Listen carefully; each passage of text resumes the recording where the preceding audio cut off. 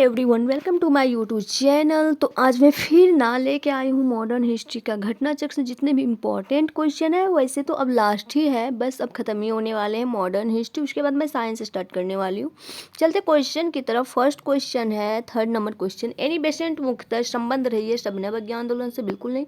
गृह शासन आंदोलन से, खिलाफत आंदोलन से और सहयोग आंदोलन से? इसका राइट आंसर हो जाएगा गृह शासन आंदोलन, ऑप्शन बी।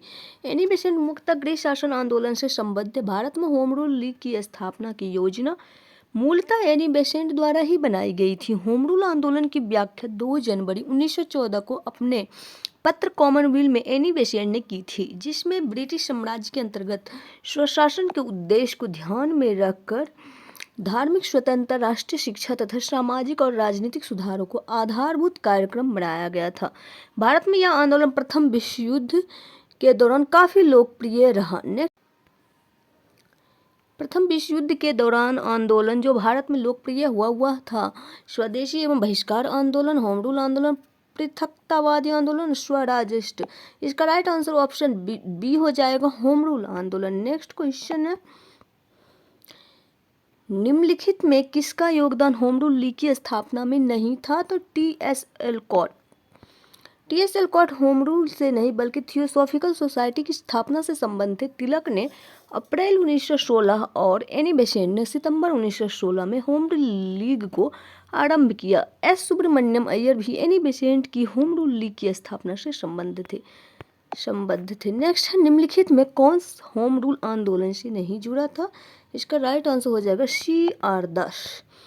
किस अधिवेशन में होम रूल समर्थक अपनी राजनीतिक शक्ति का सफलतापूर्वक प्रदर्शन कर सके? इसका राइट आंसर होगा कांग्रेस की 1916 का लखनऊ अधिवेशन।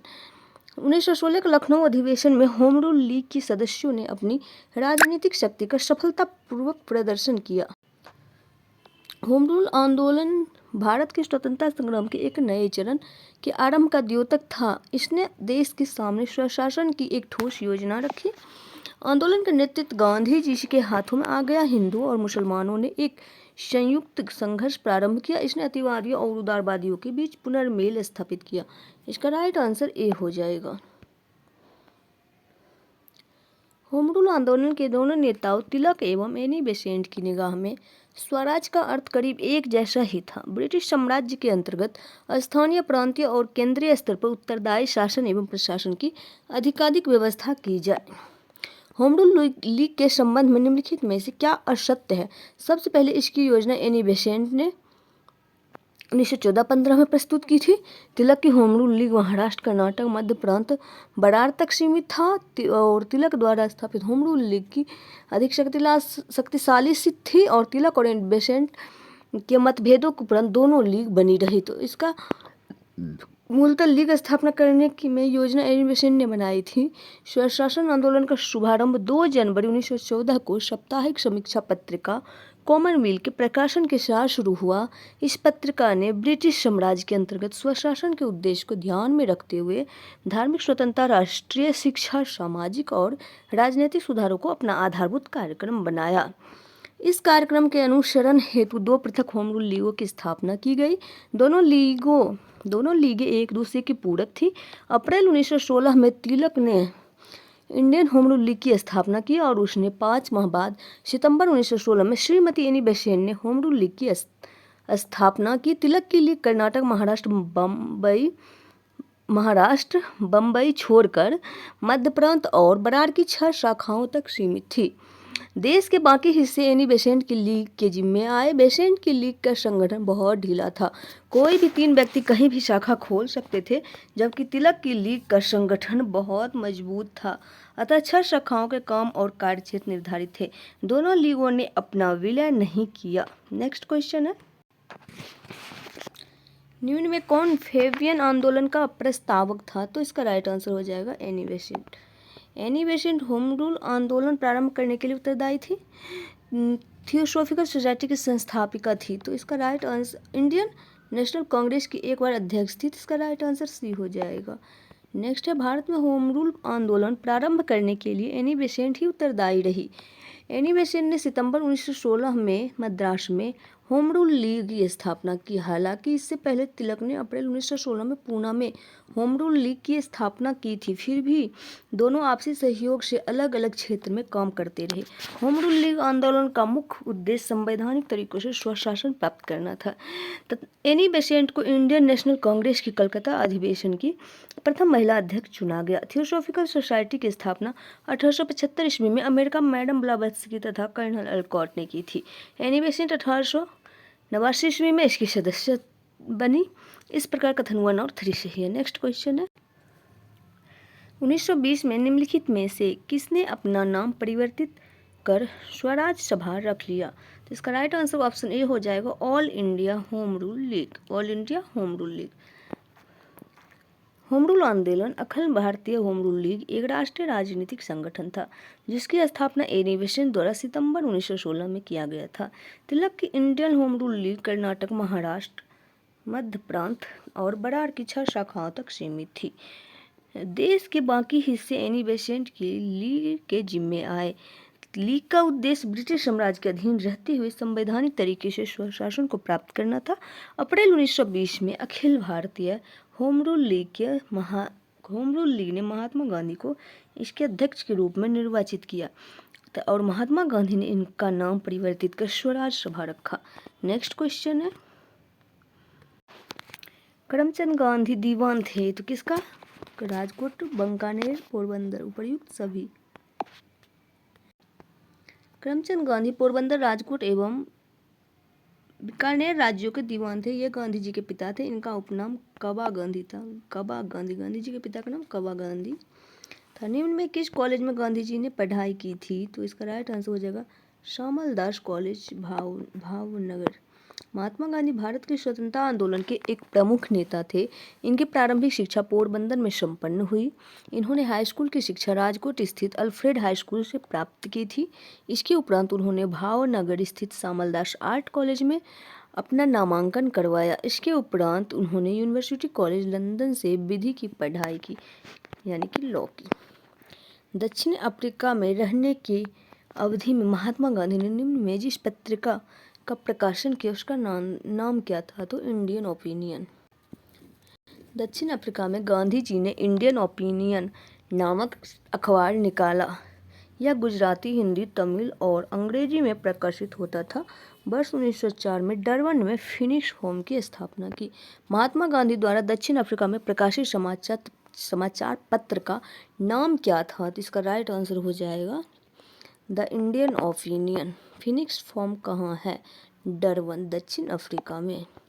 एम.के. गांधी समर्थक थे किसके? दार्शनिक अराजकता के। गांधी जी के विचारों में आदर्शवाद की बजाय व्यावहारिक आदर्शवाद पर अत्यधिक जोर दिया गया है। मार्क्स की तरह गांधी जी भी राज्य को हटाने की इच्छा रखते थे तथा उन्होंने स्वयं को दार्शनिक अराजकतावादी कहे जाने से गुरेज नहीं किया। निम्न में गांधी के राम राज्य के युगल सिद्धांत कौन थे? तो इसका राइट आंसर हो जाएगा सत्य तथा अहिंसा। सत्य तथा अहिंसा गांधी के राम राज्य युगल सिद्धांत थे। गांधी जी की दृष्टि में अहिंसा का अर्थ है सत्य की प्राप्ति का रास्ता, राजनीतिक स्वतंत्रता प्राप्ति का रास्ता। तो इसका राइट आंसर हो जाएगा सत्य प्राप्ति की रास्ता। महात्मा गांधी के सत्य और अहिंसा को अपने सपनों के नवीन समाज का आधार बनाया। गांधी जी कहा करते थे कि सत्य और अहिंसा के निरपेक्ष रूप से अंगीकार करना आवश्यक है।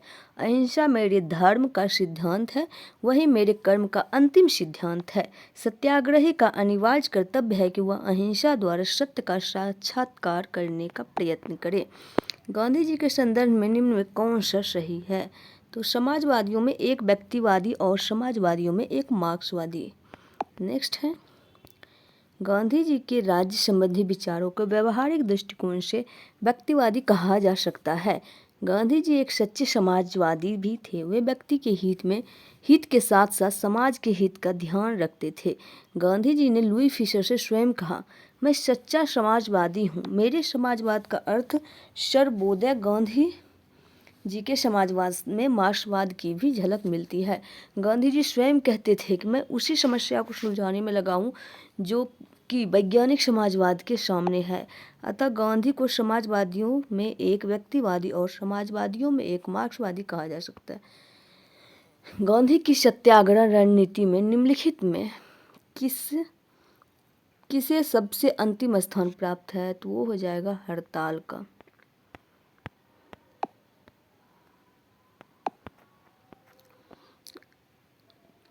गांधी जी के सिद्धांत के अनुसार निम्न में कौन एक कथन सही नहीं है?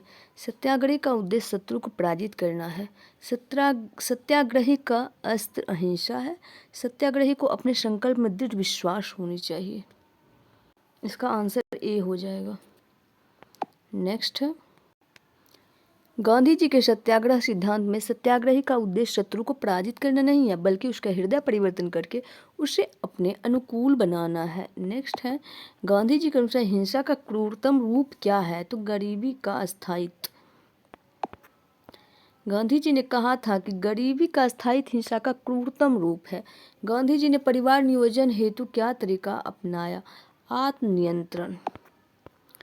गांधी जी दक्षिण अफ्रीका में कितने वर्ष रहे थे? तो इसका राइट आंसर हो जाएगा 21 वर्ष।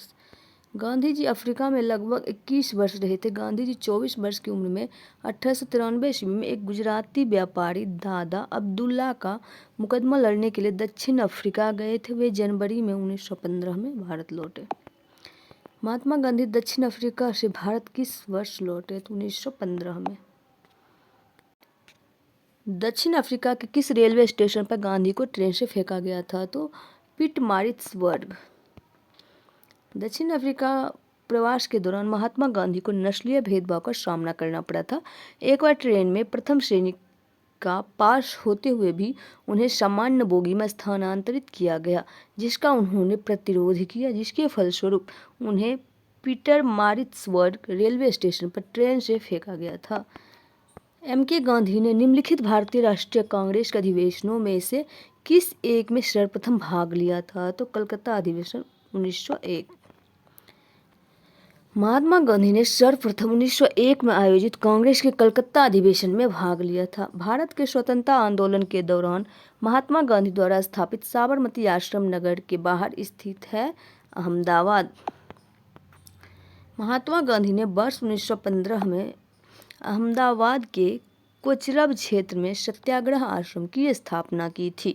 यह आश्रम विभिन्न आर्थिक गतिविधियों के संचालन की सुविधा दृष्टि से 17 जून 1917 को साबरमती नदी के किनारे स्थानांतरित कर दिया गया।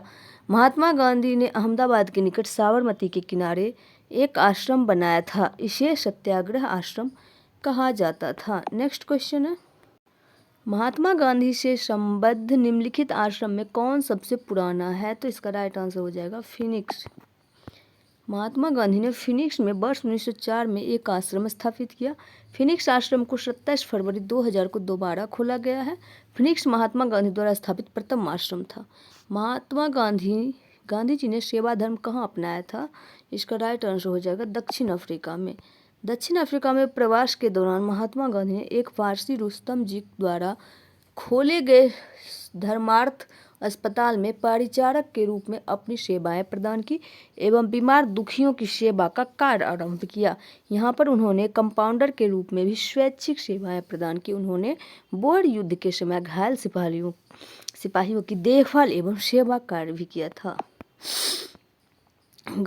महात्मा गांधी के राजनीतिक गुरु कौन थे? गोपाल कृष्ण गोखले। गोखले अपने राजनीतिक दर्शन के सच्चे उदारवादी थे।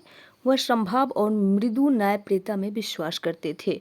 उन्हें पूर्ण विश्वास था कि देश का पुनरुद्धार राजनीतिक उत्तेजना के बवंडरों में नहीं हो सकता। वह साध्य और साधन दोनों की पवित्रता में विश्वास करते थे। गोखले इन्हीं विचारों से प्रभावित होकर गांधी जी ने उन्हें अपना राजनीतिक गुरु बना लिया। महात्मा गांधी के अनुसार राजनीति का तात्पर्य क्या था? जन कल्याण के लिए सक्रियता। महात्मा गांधी राजनीति को सामाजिक उत्थान और जन कल्याण के लिए सक्रियता समझते थे। इसके संबंध में गांधी जी के द्वारा सर्वाधिक महत्वपूर्ण सुझाव राजनीति के क्षेत्र में सत्ता के विकेंद्रीकरण का दिया गया है। विकेंद्रीकृत सत्ता से उनका तात्पर्य था ग्राम पंचायतों को अपने गांव का प्रबंध और प्रशासन करने के लिए सक्रिय करना।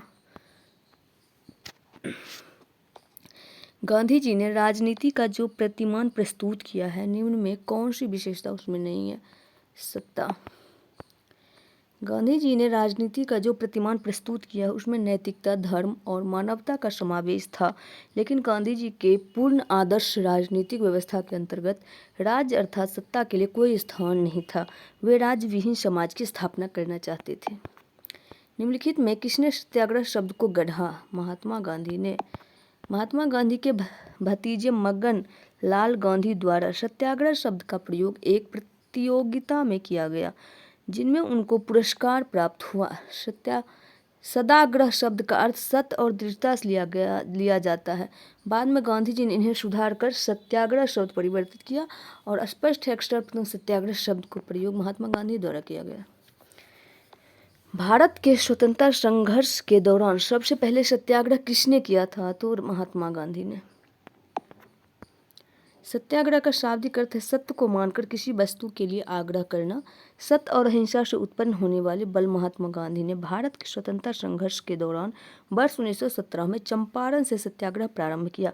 यह गांधी जी का भारत में पहला सफल सत्याग्रह था। नेक्स्ट क्वेश्चन है, निम्न में कौन सा भारत में गांधी जी का प्रथम सत्याग्रह आंदोलन था जिसमें उन्होंने सबने अवज्ञा आंदोलन का प्रयोग किया? तो इसका राइट आंसर चंपारण हो जाएगा। चंपारण आंदोलन भारत में गांधी जी का प्रथम सत्याग्रह आंदोलन था जिसमें उन्होंने सविनय अवज्ञा आंदोलन का प्रयोग किया था।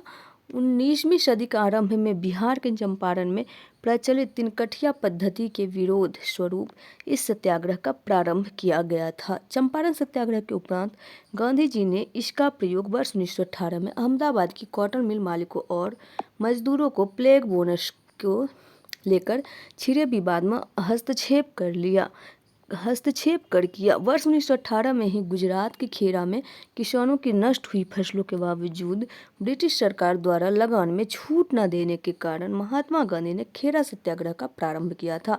ध्यातव्य है कि महात्मा गांधी द्वारा रॉलेट सत्याग्रह का प्रारंभ वर्ष 1919 में ब्रिटिश सरकार द्वारा पारित रॉलेट एक्ट के विरोध स्वरूप किया गया था। निम्नलिखित में तो मोहनदास करमचंद गांधी किसके लिए सर्वाधिक माने जाते हैं? भारतीय स्वतंत्रता को प्राप्त करने के लिए, निष्क्रिय विरोध करने के लिए, एक इस्लामी राष्ट्र स्थापित करने की इच्छा के लिए, हिंदुओं द्वारा राजनीतिक कार्यालय करने का विरोध करने के लिए, ब्रिटिश राज को समाप्त करने की हिंसा को प्रोत्साहित करने के लिए। तो इसका राइट, मैं ए बोली थी तो ए ही होगा इसका राइट आंसर।